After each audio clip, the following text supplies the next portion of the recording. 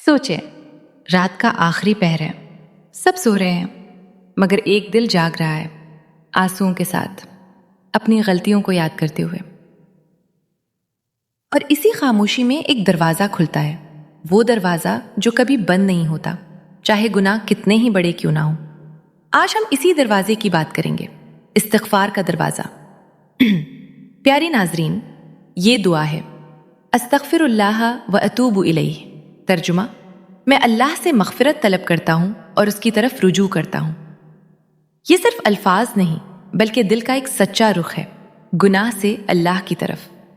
نبی کریم صلی اللہ علیہ وسلم جو معصوم تھے، جن کے تمام اگلے پچھلے گناہ معاف تھے، وہ بھی روزانہ کئی بار استغفار کرتے تھے۔ یہ اس بات کی دلیل ہے کہ استغفار صرف گناہ گاروں کے لیے نہیں بلکہ ہر بندے کی روزمرہ کی ضرورت ہے، دل کی صفائی کے لیے، جیسے جسم کو نہانے کی ضرورت ہوتی ہے۔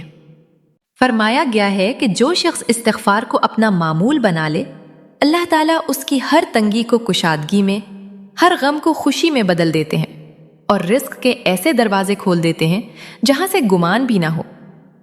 سوچیں، ایک شخص جو زندگی کی مشکلات سے تنگ آ چکا ہے، کاروبار میں نقصان، گھر میں پریشانی، دل میں بے سکونی، وہ کسی بزرگ کے پاس جاتا ہے اور بزرگ صرف ایک نصیحت کرتے ہیں: استغفار کو اپنا ورد بنا لو۔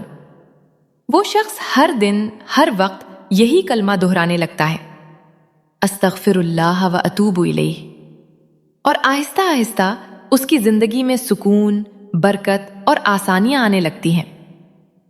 پیارے ناظرین، استغفار ہمیں سکھاتا ہے کہ کوئی گناہ اتنا بڑا نہیں کہ اللہ کی رحمت سے بڑا ہو۔ توبہ کا دروازہ ہر لمحہ، ہر سانس کے ساتھ کھلا ہے۔ استغفار دل کو ہلکا کرتا ہے اور رزق و برکت کا ذریعہ بنتا ہے۔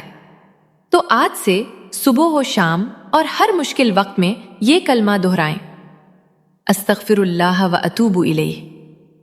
اللہ تعالی ہمیں سچی توبہ اور استغفار کی توفیق عطا فرمائے، آمین۔ ویڈیو پسند آئی ہو تو لائک، سبسکرائب اور شیئر کرنا نہ بھولیں۔